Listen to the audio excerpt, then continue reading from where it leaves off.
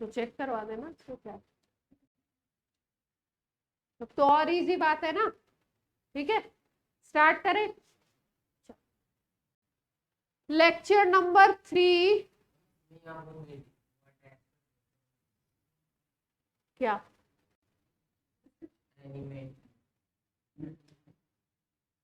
बात करने जा रहे हैं हम लोग, किसकी?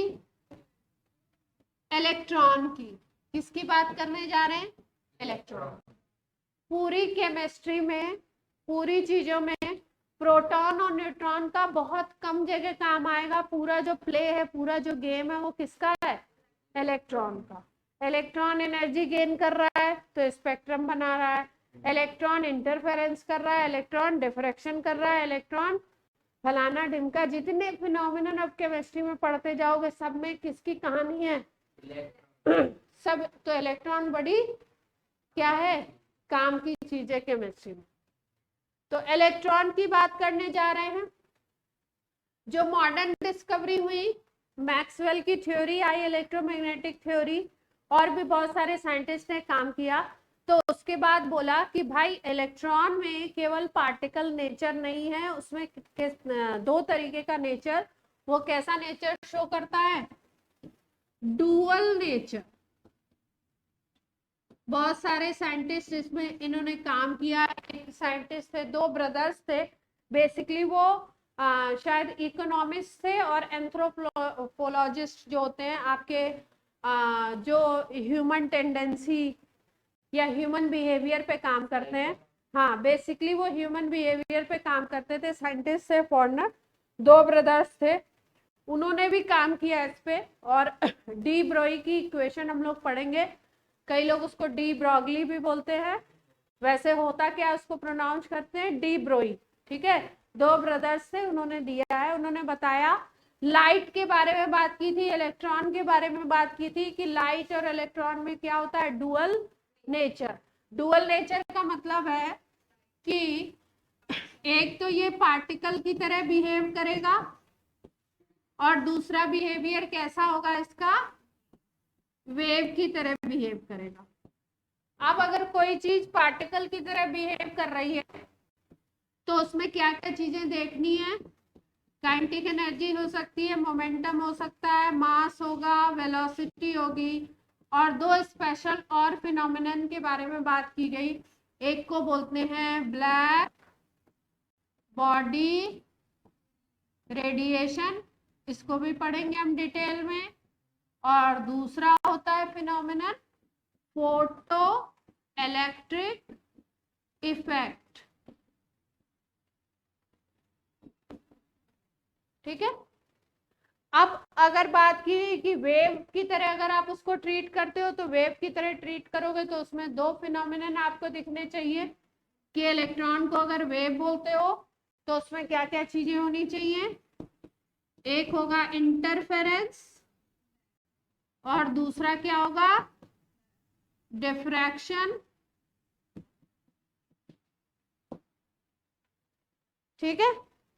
अब इंटरफेरेंस और डिफ्रैक्शन क्या होता है अभी आपने देखा है, और अब बता देते हैं थोड़ा सा।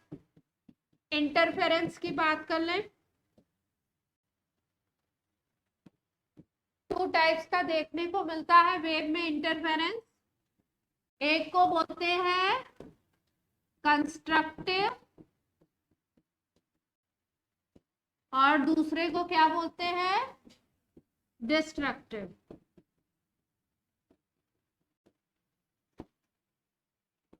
कंस्ट्रक्टिव इंटरफेरेंस है, डिस्ट्रक्टिव इंटरफेरेंस। ठीक है।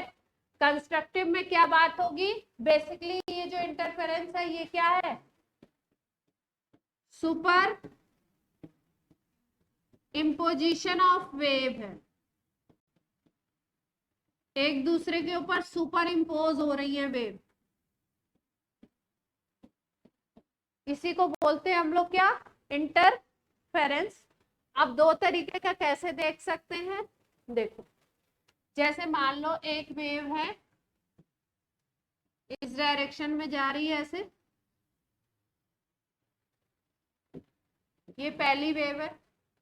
ठीक है। दूसरी वेव है, ये भी इसी डायरेक्शन में जाने लगे, और इसी तरीके के ये ऊपर वाले पॉइंट्स को क्या बोलते हैं हम लोग,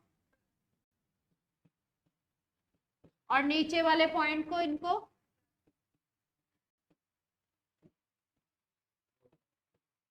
क्रेस्ट एंड ट्रॉफ, सुने होंगे ये पॉइंट, ठीक है। अब अगर सपोज दो वेव्स ऐसी होती हैं जिसमें आपके क्रेस्ट के पॉइंट ये जो होते हैं, ये क्या होते हैं, सेम पोजीशन पे मिल रहे हैं, और ये सुपर इम्पोज करती है एक दूसरे को, क्या करती है, सुपर इम्पोज। तो इनके जब सुपर इम्पोजिशन इनका होगा तो इनको हम बोलते हैं कि ये जो वेव है ये इन फेज हैं। कैसे है, इन फेज, इनको क्या बोलते हैं, इन फेज। इनके बीच में फेज डिफरेंस 0 होगा। क्या होगा फेज डिफरेंस,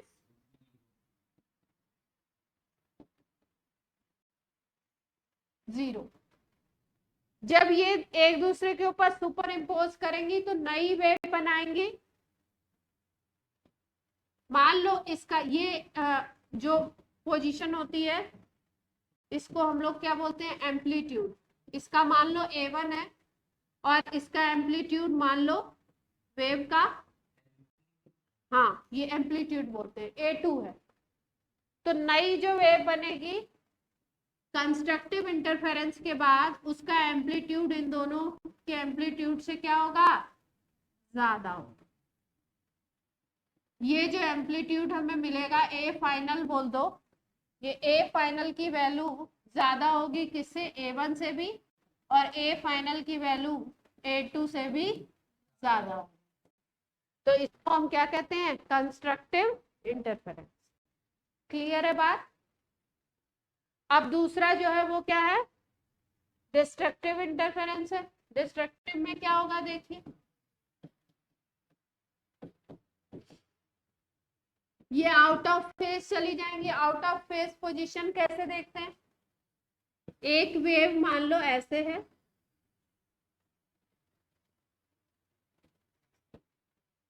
ठीक है, ये फर्स्ट वाली है।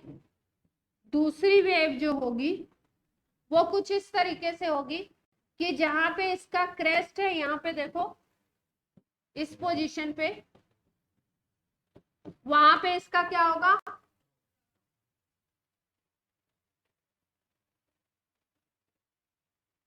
देख पा रहे हो, अच्छा बन नहीं पा रहा है,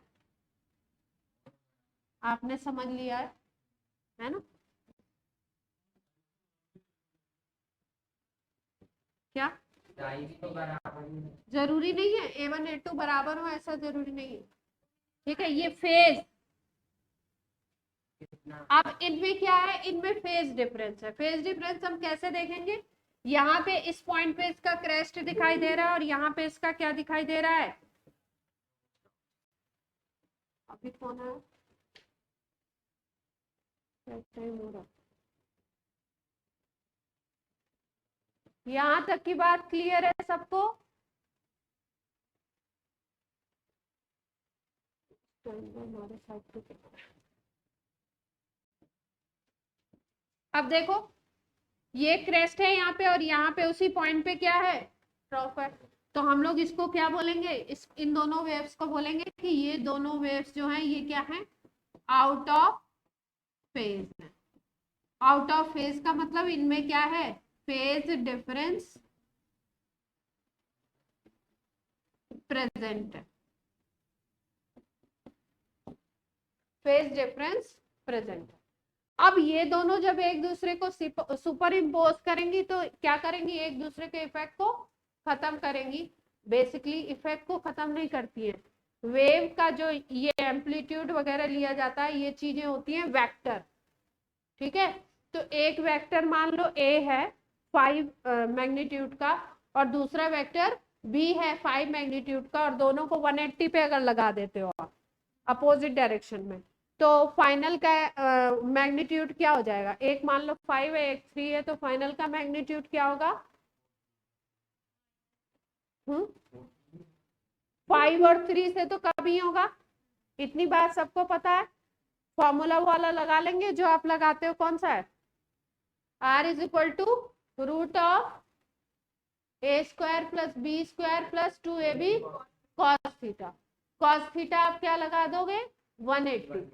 कॉस थीटा की वैल्यू क्या होगी 180 लगाओगे तो? हेलो, आपकी क्लास नहीं है बच्चा?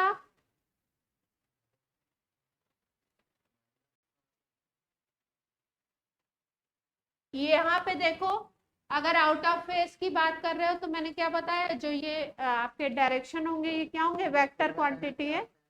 तो अगर 180 डिग्री पे दो वेक्टर है, मान लो ये 5 है और ये 3 है, और ये किस डिग्री पे है? तो 180 पे है ना, एक ए है और दूसरा बी है।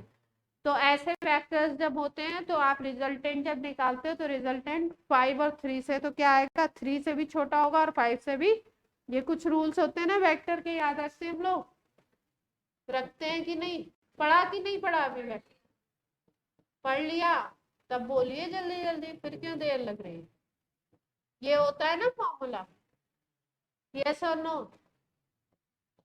यहाँ पे क्या रखोगे? 5 का स्क्वायर, 3 का स्क्वायर, 2, 5 इंटू 3,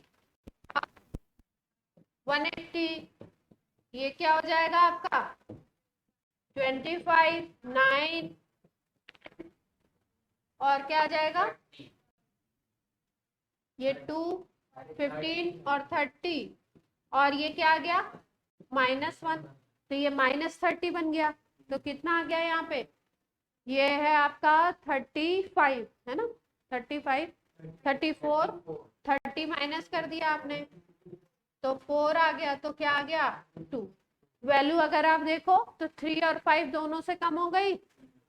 तो यही मोटी मोटी बात यही समझाई जा रही है कि अगर आउट ऑफ फेज होंगे दो वेव्स, तो एम्पलीट्यूड अगर इसका 5 है, इसका 3 है, तो क्या होगा?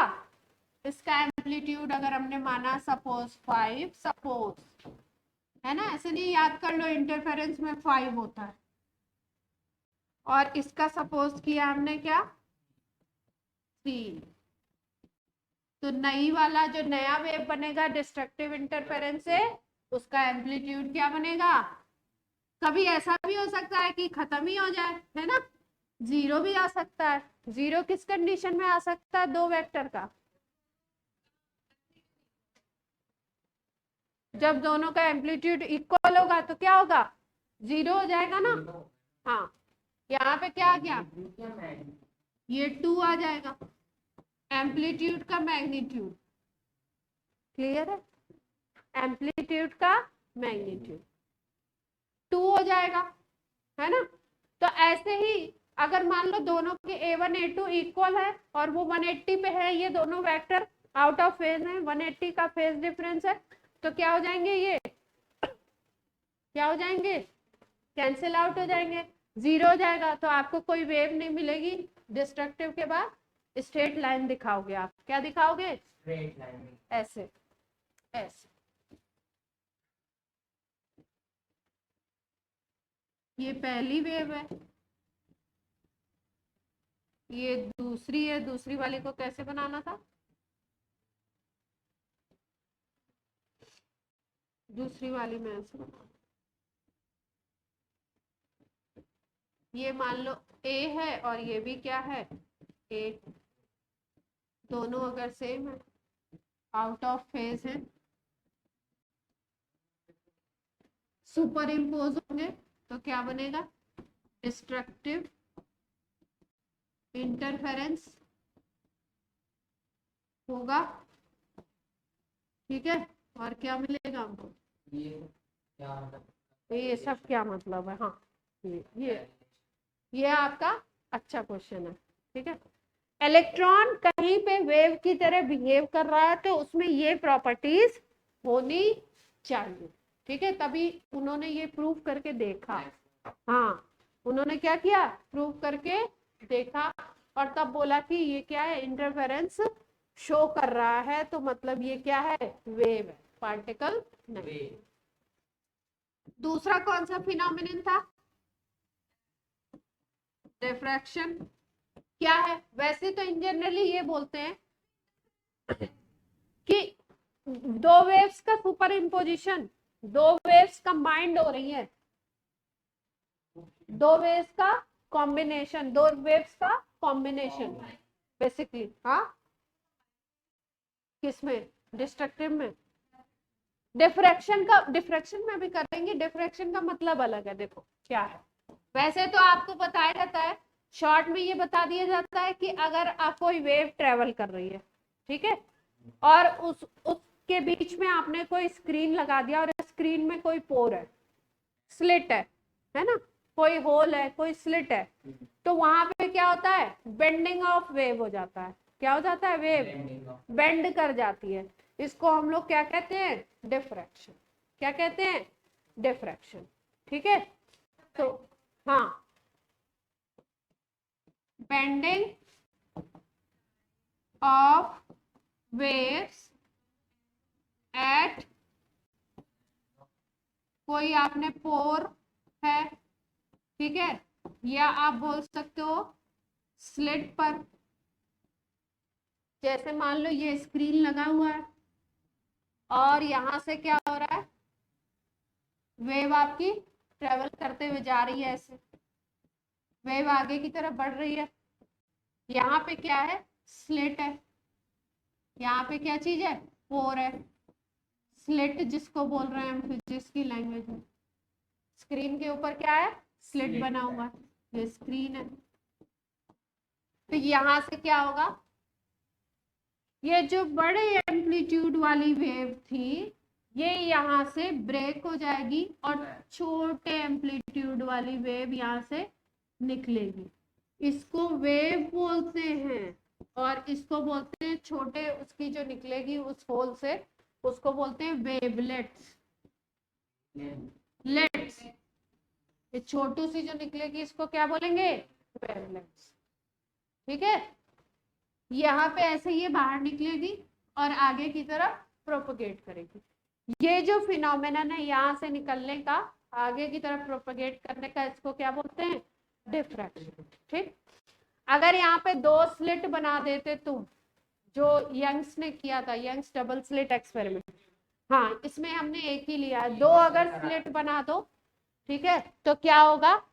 ये बड़ी सी वेव आ रही है इधर से, एक छोटू सी वेवलेट यहाँ से निकलेगी और एक छोटू सी वेवलेट नीचे वाले स्लिट से निकलेगी। दोनों छोटी छोटी निकलेंगी और आगे की तरफ जब बढ़ेंगी तो सुपर इम्पोज करेंगे, तो क्या होगा?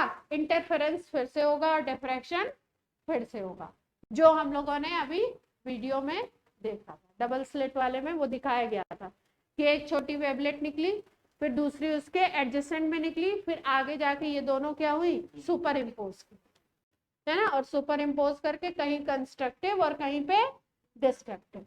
जहां पे कंस्ट्रक्टिव हो रहा था वहां पे ब्राइट फ्रिंज बन रही थी, उसको फिजिक्स की लैंग्वेज में बोलते हैं, जो स्क्रीन पे देखते हैं हम लोग उसको बोलते हैं फ्रिंज।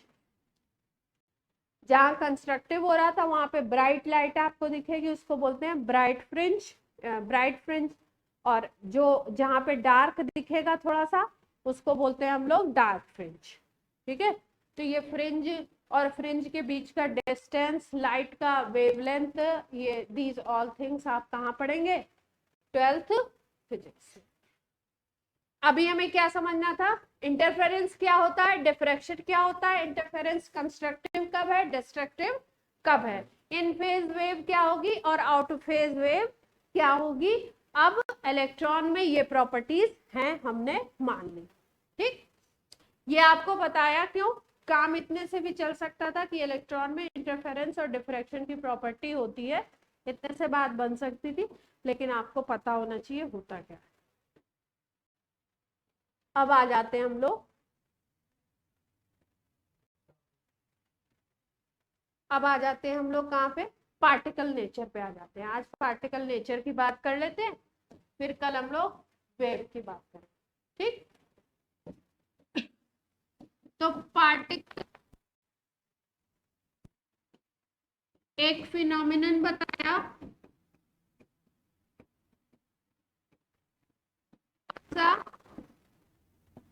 एक बताया ब्लैक बॉडी रेडिएशन, और दूसरा क्या बताया आपको, photo electric effect. Photo electric effect पे काम किया था आइंस्टीन ने, है ना।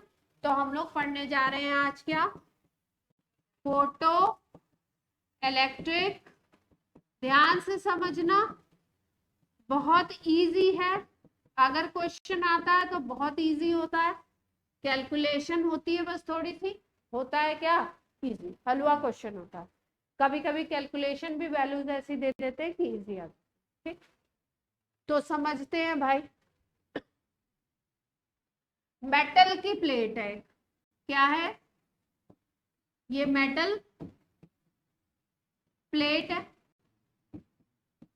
ठीक, इसके ऊपर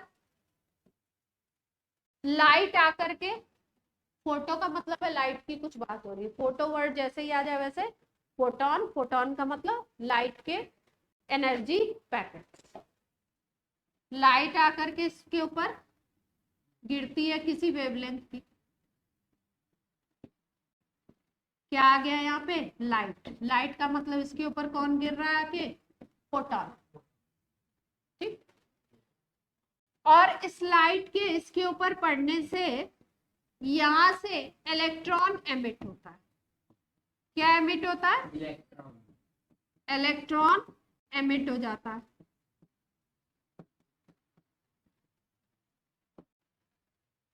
इसी फिनोमेनन को हम बोलते हैं फोटो इलेक्ट्रिक इफेक्ट। कुछ टफ बात थी, तो फोटो इलेक्ट्रिक इफेक्ट क्या फिनोमेनन है, स्ट्राइक करेगी किसी मेटल सरफेस पे और उससे अगर इलेक्ट्रॉन को अच्छा, लाइट की एक सर्टेन फ्रीक्वेंसी होनी चाहिए, एक सर्टेन वेवलेंथ होना चाहिए। ऐसा नहीं है कि किसी भी फ्रीक्वेंसी और किसी भी वेवलेंथ की लाइट आप डाल दोगे तो इलेक्ट्रॉन निकलना स्टार्ट हो जाएगा। सारे मेटल के लिए ये पर्टिकुलर एक अमाउंट होता है, उसकी उतने की फ्रीक्वेंसी या उससे ज्यादा की फ्रीक्वेंसी की लाइट अगर आप डालते हो तो इलेक्ट्रॉन का इजेक्शन होता है। और क्योंकि ये लाइट के इफेक्ट से होता है, फोटोन से होता है, इसलिए हम लोग इस फिनोमिनन को क्या बोलते हैं, फोटो इलेक्ट्रिक इफेक्ट। ठीक है, किसने बताया था, आइंस्टीन ने इस पे काम किया। आइंस्टीन है, हर्ट्ज हैं, हाँ, ये लोगों ने इस पे क्या किया था, काम किया। ठीक, तो फोटो इलेक्ट्रिक इफेक्ट समझ गए। when a light of certain frequency strikes on surface of a metal,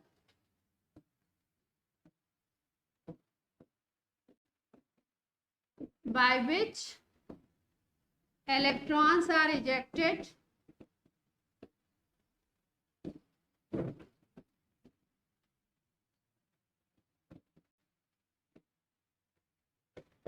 this phenomenon is called, ये फिनोमिनन क्या बोला जाएगा, फोटो इलेक्ट्रिक इफेक्ट। क्लियर है सबको बात,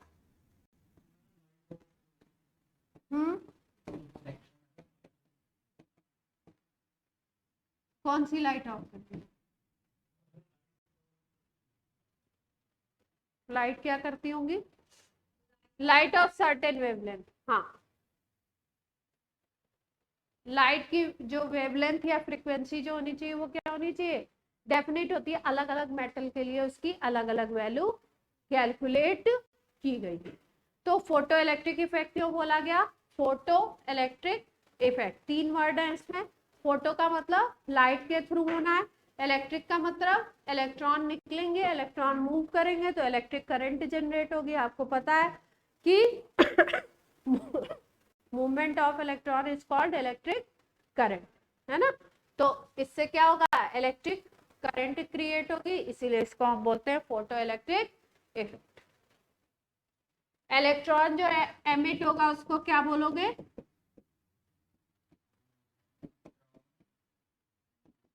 इलेक्ट्रॉन एमिटेड क्या बोला जाएगा, फोटो इलेक्ट्रॉन। और जो करंट प्रोड्यूस होगी उसको क्या बोलेंगे, करंट इसके थ्रू इलेक्ट्रॉन मूव करेगा तो करंट भी प्रोड्यूस होगी, करंट प्रोड्यूस क्या बोली जाएगी, is called photo electric current. Clear है यहां तक की बात? ठीक। अब इसमें दो टर्म और हैं, एक टर्म बोला जाता है वर्क फंक्शन और दूसरा होता है आपका threshold frequency, threshold frequency and work function.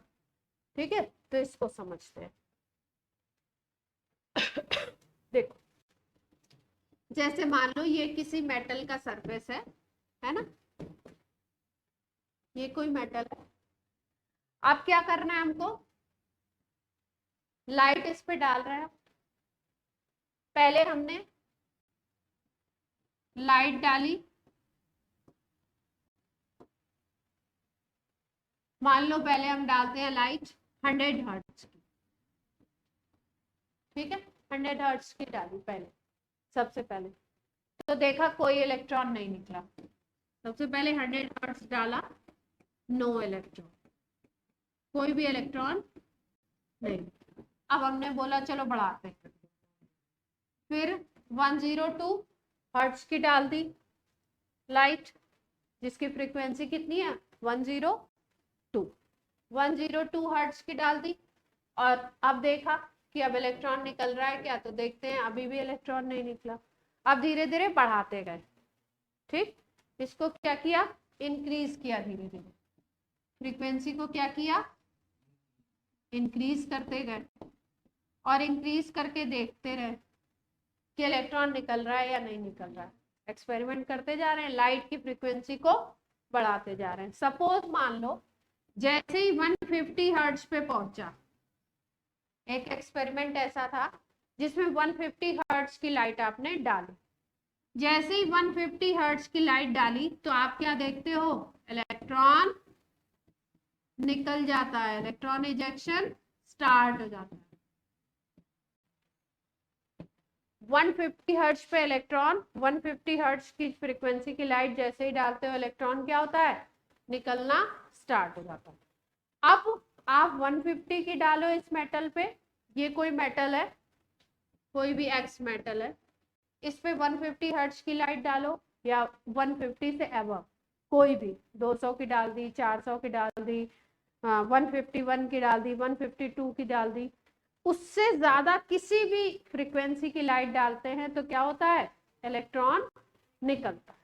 तो ये जो मिनिमम वैल्यू की फ्रीक्वेंसी है इसको हम बोलते हैं थ्रेशोल्ड फ्रीक्वेंसी। क्लियर होती है बात? No ma'am? क्या हुआ, अभी ठीक है?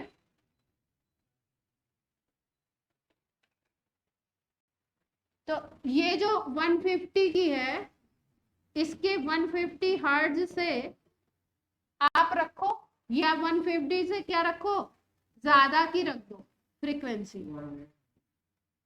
कोई भी इससे ज्यादा की अगर वैल्यू है, ठीक है, तो इलेक्ट्रॉन क्या हो रहा है, इलेक्ट्रॉन निकल रहा है। तो ये जो मिनिमम वैल्यू थी 150 के पहले तो नहीं निकल रहा था, 150 आते ही क्या हो गया, निकलना स्टार्ट हो गया। तो ये जो 150 हर्ट्ज वैल्यू है इसको क्या बोलेंगे हम लोग, इस मेटल के लिए इस वैल्यू को क्या बोलेंगे, थ्रेशोल्ड फ्रीक्वेंसी। हाँ, क्लियर है बात? पक्का? तो क्या मतलब है, थ्रेशोल्ड फ्रीक्वेंसी क्या होगा, इसको हम लोग डिनोट करते हैं न्यू से। किससे डिनोट करते हैं इसको, न्यू, न्यू नॉट, किससे, न्यू नॉट, पढ़ते क्या है इसको, न्यू नॉट, क्या बोलेंगे, थ्रेशोल्ड फ्रीक्वेंसी। ये क्या है, minimum frequency light required for electron ejection, या बोल सकते हो कि फोटो इलेक्ट्रिक इफेक्ट स्टार्ट करने के लिए जितनी मिनिमम फ्रीक्वेंसी की लाइट की जरूरत है उस मिनिमम फ्रीक्वेंसी की वैल्यू को क्या बोलते हैं? Threshold frequency.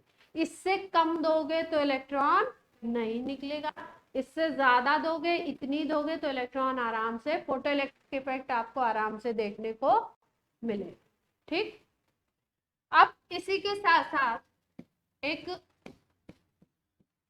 टर्म बोला जाता है जिसको हम बोलते हैं वर्क फंक्शन। क्या बोलते हैं? Work function. ये भी बात वही है, इसको हम बोल रहे हैं एनर्जी के टर्म्स। क्या बोल रहे हैं? एनर्जी के टर्म्स में बोल रहे हैं इसी बात को। W नॉट से डिनोट करते हैं वर्क फंक्शन को। जितनी भी मेटल है सबके लिए एक फिक्स वैल्यू है। जैसे मान लो हमने बोला सोडियम का वर्क फंक्शन है आपका, सपोज हमने बोला 160 जूल पर मोल है। ठीक है, इसका मतलब ये है कि अगर आपको सोडियम से 1 मोल इलेक्ट्रॉन को निकलवाना है, किसको निकलवाना है? 1 मोल इलेक्ट्रॉन को, तो आप जो लाइट दोगे उसकी कितनी होनी चाहिए एनर्जी? उसकी 160 जूल। कितनी एनर्जी होनी चाहिए? 160 जूल। ठीक है, अलग अलग मेटल के लिए ये वर्क फंक्शन क्या होता है? फिक्स होता है। जैसे थ्रेशोल्ड फ्रीक्वेंसी भी अलग अलग मेटल के लिए अलग अलग होगी, वैसे ही वर्क फंक्शन भी अलग अलग होगा। अब इसमें दिमाग नहीं लगाएंगे कि ये हमें याद तो नहीं करना पड़ेगा, याद नहीं करना पड़ेगा, वैल्यूज हमें नहीं याद रखनी है। ठीक है, होता क्या है, अलग अलग मेटल्स के लिए इसकी वैल्यू अलग है। ठीक, तो वर्क फंक्शन क्या है इसको भी समझ लो। ये मेटल था, इस पे लाइट डाल रहे थे हम।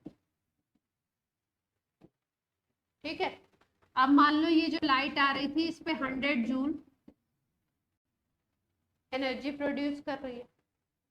फिर उसके बाद हमने देखा कि और लाइट की फ्रीक्वेंसी बढ़ा दी तो 200 जूल प्रोड्यूस करने लगी। अभी इन दोनों कंडीशन में इलेक्ट्रॉन नहीं निकला, तो यानी फोटो इलेक्ट्रिक इफेक्ट नहीं हुआ। अब हमने जैसे ही 200 के बाद 201 जूल किया, वैसे ही देखा इलेक्ट्रॉन इजेक्शन क्या हो गया? स्टार्ट हो गया। अब इसके बाद कोई भी वैल्यू की लाइट डाले हम 201 से, कोई भी ज्यादा की 201 की डालो, 201 से ज्यादा की डालो, तो इलेक्ट्रॉन क्या हो गया? इजेक्ट हो स्टार्ट हो गया। तो ये मिनिमम जो एनर्जी लाइट से मिल रही है इसको क्या बोलेंगे? इसको बोलेंगे work function of that metal. ये जो अमाउंट होगा, ये मैंने एक एग्जांपल लिया है। ठीक है, ये जो अमाउंट होगा मिनिमम एनर्जी वैल्यू, इसको क्या बोलेंगे हम? Work function of that matter.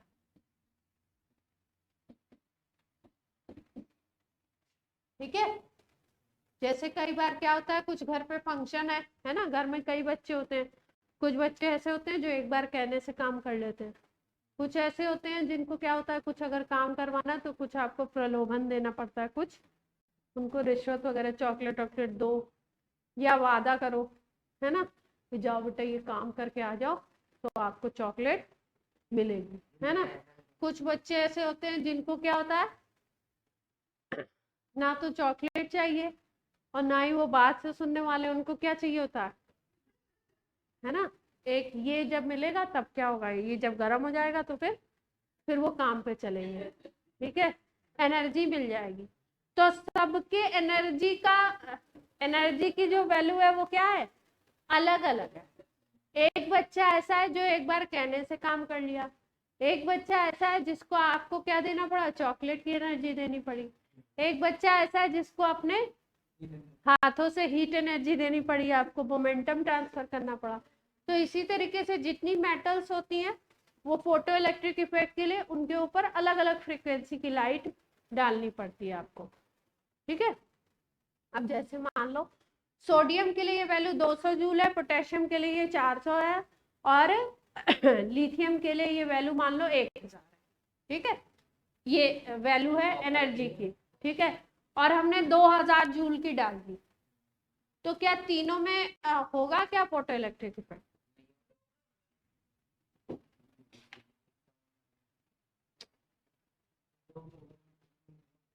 बच्चे लोग देखिए, एक सोडियम लिया है मेटल हमने, एक लिया है लिथियम, और एक कौन सा लिया था? पोटेशियम। क्या बोला मैंने कि मान लो इसके लिए है 1000 जूल मिनिमम एनर्जी, इसके लिए है 500 जूल, और इसके लिए है मान लो 50 जूल। ठीक है, और हाँ एज्यूम कर रहे हैं सपोज, अब हमको वैल्यू थोड़ी याद है, ये तो क्वेश्चन में आपको गिना। सपोज कितनी है, और हमने कितने की दे दी, जो हम डाल रहे हैं लाइट को कितने की दे रहे हैं, कितनी एनर्जी प्रोवाइड करा रहे हैं इससे, इस पे भी और इस पे। तो फोटो इलेक्ट्रिक इफेक्ट होगा तीनों में या नहीं होगा? तीनों में होगा, तीनों से तो ज्यादा वैल्यू है ही। इनके लिए ये जो मिनिमम वैल्यू है ये क्या है? ये वर्क फंक्शन है किसका? सोडियम का। ये वर्क फंक्शन है किसका? लिथियम का। ये वर्क फंक्शन है किसका? पोटेशियम का। तो सबके वर्क फंक्शन से वैल्यू ज्यादा है, तो सब में इलेक्ट्रॉन क्या होगा? निकले। क्लियर? पक्का? ओके बात। तो क्या क्या पढ़ा हमने? फोटो इलेक्ट्रिक इफेक्ट क्या होता है? क्या होता है? जल्दी बताओ, एक लाइन में बता दो। ऐसे कैसे मुंह से? भगवान ने ये दिया है, यहाँ पे टंग है, वहां पे एक हमारा वॉइस प्रोडक्शन, हाँ वोकल बॉक्स है आपका, जो भी है बायो में कहते हैं, उससे हमें आवाज निकालनी है और बताना है फोटो इलेक्ट्रिक इफेक्ट क्या होता है। जल्दी बताइए। भूवी, आशा बच्चों, भूवी से एक बार पूछ लो, बताती हूँ। भूवी, मेरी आवाज नहीं जा रही है? कुछ प्रॉब्लम है क्या? वीडियो तुम लोग को प्रॉपर दिख रहा है? Yes ma'am. हाँ, कोई बताना चाहता है फोटो इलेक्ट्रिक इफेक्ट? जिनको आता है हम उनसे नहीं पूछते, ये तो खास बात।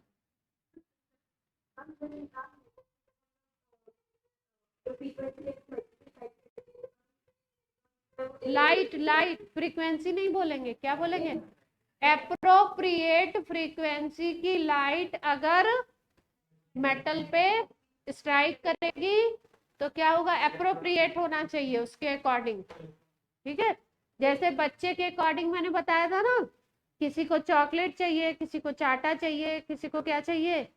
एक बात ही चाहिए कि बोल दिया जाओ काम करके आ जाओ, वो करके आ जाएगा, है ना? तो सबके लिए, सारे मेटल के लिए इलेक्ट्रॉन निकलवाने के लिए अलग अलग एनर्जी देनी पड़ती है। तो और जो मिनिमम फ्रीक्वेंसी रिक्वायर्ड है उसको बोलते हैं थ्रेशोल्ड फ्रीक्वेंसी और थ्रेशोल्ड फ्रीक्वेंसी, और जो मिनिमम एनर्जी रिक्वायर्ड है उसको क्या बोलते हैं? Work function of metal. Threshold frequency को न्यू नॉट से डिनोट करते हैं और वर्क फंक्शन को W new new new new पर। ठीक है, अब एक छोटी सी बात और समझ लेते हैं, बस एक छोटी सी। तो फोटो इलेक्ट्रिक इफेक्ट डन। अब उसके फिर नेक्स्ट टर्म पे न्यूमेरिकल करा।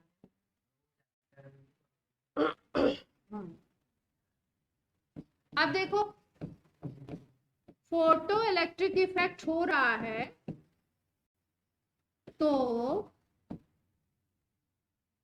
ये मेटल रही,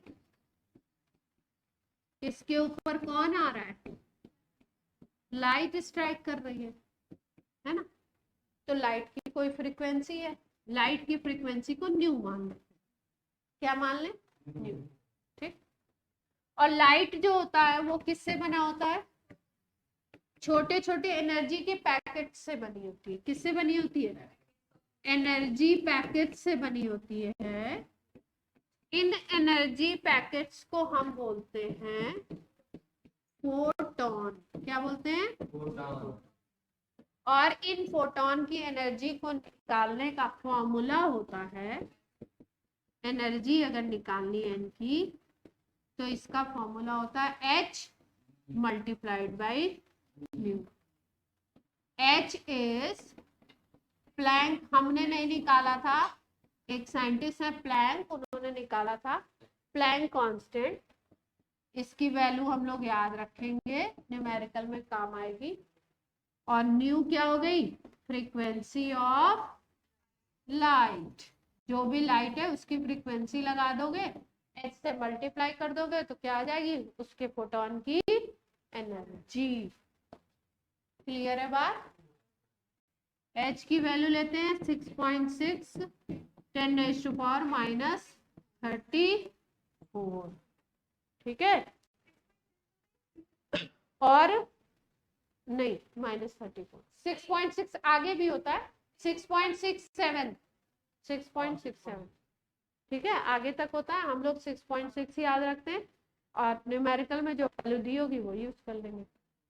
ठीक, मल्टीप्लाइड बाई 10⁻⁻34। ठीक है, और यूनिट क्या होगी इसकी? E इज इक्वल टू होता है एच न्यू, तो एच की अगर यूनिट बोलो तो एनर्जी डिवाइडेड बाई न्यू, ये होगा जूल और ये क्या हो जाएगा? हर्ट्ज। और हर्ट्ज को क्या बोलते हैं? आपको पता है हर्ट्ज को क्या बोलते हैं? सेकेंड इनवर्स भी बोल सकते हैं। सेकेंड इनवर्स, हर्ट्ज को क्या बोल सकते हैं? Second inverse. तो ऊपर जाएगा तो सेकेंड हो जाएगा, तो जूल इंटू सेकेंड हो जाएगी। इसकी यूनिट क्या हो जाएगी? Joule into.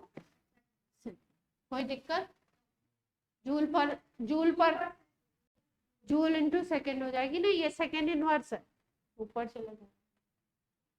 ठीक है, क्लियर है बात? Joule into second. फिजिक्स में यूनिट पूछा जाता है, डायमेंशन पूछा जाता है, नॉट यूनिट। अब आप ये मत बोलना मैम आप फिजिक्स क्यों पढ़ा रहे हैं। ठीक, अब इसको फिजिक्स में भी पढ़ोगे तुम लोग, मॉडर्न फिजिक्स में। तो लाइट डाल दी हमने, कितनी फ्रीक्वेंसी की? न्यू फ्रीक्वेंसी की, तो उसकी एनर्जी कितनी हो गई? H into new. ठीक, अब देखो इसको समझ लो, जैसे ये सोडियम था, सोडियम के लिए मान लो 200 जूल एनर्जी चाहिए, तो ये इसका क्या हो गया? Work function. ये मिनिमम चाहिए, इतना दो हमें, 2 ही, इससे ज्यादा दोगे तो और खुश हो जाएंगे, नहीं तो इतना तो चाहिए, तो उसको क्या बोलेंगे? Work function. ठीक, अब आ गए कौन इनके पास? अब इनके पास आ गई लाइट। ठीक है, और लाइट इनके ऊपर मेहरबान है, तो लाइट ने बोला हम आपको एनर्जी देंगे, हाई फ्रीक्वेंसी की है, तो इन्होंने बोला हम आपको एनर्जी देंगे 500। कितनी एनर्जी देंगे? 500।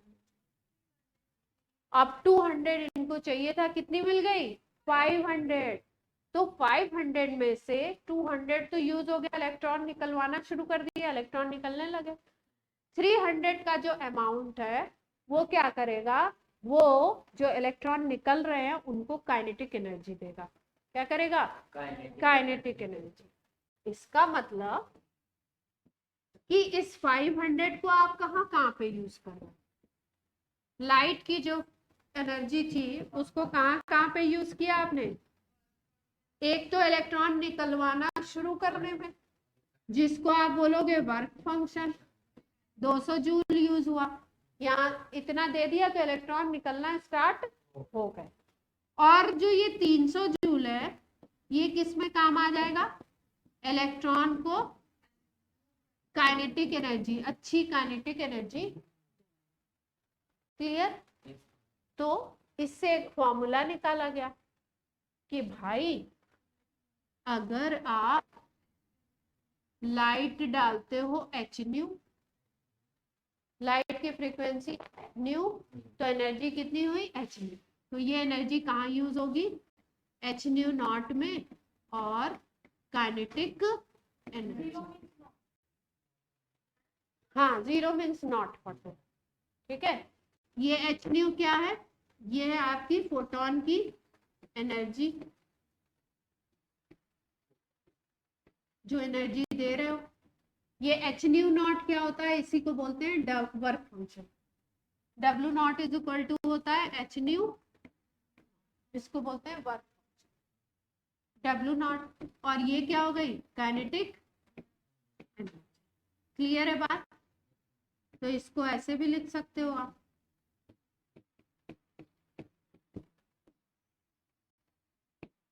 पक्का।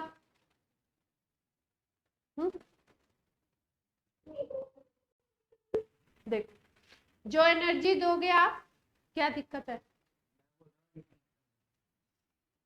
जो आप दोगे एनर्जी वो कहाँ कहाँ यूज होगी। पहली तो जितना मिनिमम चाहिए उसको लेकर के इलेक्ट्रॉन निकलना स्टार्ट हो जाएगा, तो वो मिनिमम क्या है, वर्क। जैसे यहाँ पे एग्जांपल लिया, सोडियम के लिए कितना चाहिए था, 200 चाहिए था, तो 200 चाहिए था तो आपको 500 का दे दिया, तो 200 से इलेक्ट्रॉन निकलना स्टार्ट हो गया, उसका वर्क फंक्शन मिल गया, खुश। मेटल क्या हो गई, खुश हो गई। अब उसके बाद 300 एक्स्ट्रा है, तो 300 क्या करेगा, उसकी जो इलेक्ट्रॉन निकल रहे हैं उनकी काइनेटिक एनर्जी प्रोवाइड करवाए। तो मतलब 500 कहाँ पे यूज हुआ, एक तो वर्क फंक्शन में और दूसरा किस में यूज हो गया, काइनेटिक एनर्जी में। और फॉर्मूला फॉर्म में लिखे हैं तो H nu is equal to H nu naught plus half M V square. और इसको ये भी लिख सकते हो, H nu is equal to W naught plus half M V square, ठीक है। और इसका एक और फॉर्मूला यहीं पे साथ साथ लिख लेते हैं, तो बात क्या हो जाएगी, खत्म हो जाएगी। जो आपकी फ्रीक्वेंसी होती है उसको लाइट की वेलोसिटी डिवाइडेड बाय लैम्डा से भी लिखते हैं। लाइट की अगर वेवलेंथ पता हो, फ्रीक्वेंसी ना पता हो, क्या पता हो, वेवलेंथ, तो आपको वेवलेंथ यूज करनी पड़ेगी। अगर आप न्यू की जगह क्या लिखते हो, सी बाई लैम्डा लिखते हो, न्यू की जगह क्या लिखते हो, सी बाई लैम्डा, तो न्यू नॉट की जगह सी बाई लैम्डा नॉट आ जाएगा, और यहाँ पे न्यू की जगह क्या आ जाएगा, सी बाई लैम्डा। तो फॉर्मूला क्या बन जाएगा,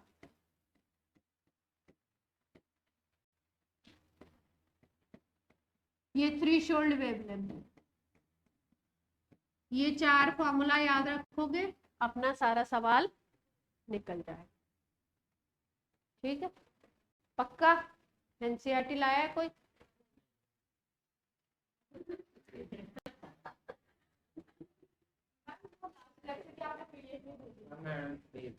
भेज तो दिए। अरे 1 मिनट, वीडियो चल रहा है,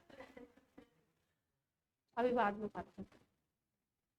क्या पहले लेक्चर की वीडियो नहीं भेजी है क्या मैंने ऑनलाइन, नहीं पीडीएफ,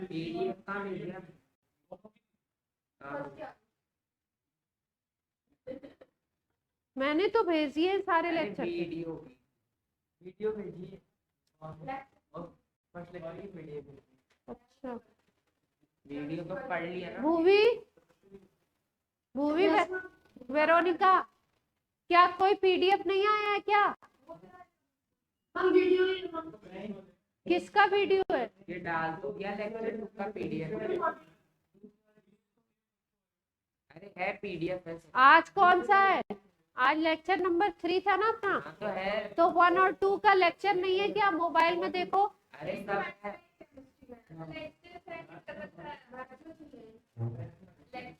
ये रहा ना एटॉमिक स्ट्रक्चर, और मैं तो ये मैडम ने दूसरा ग्रुप बनाया था।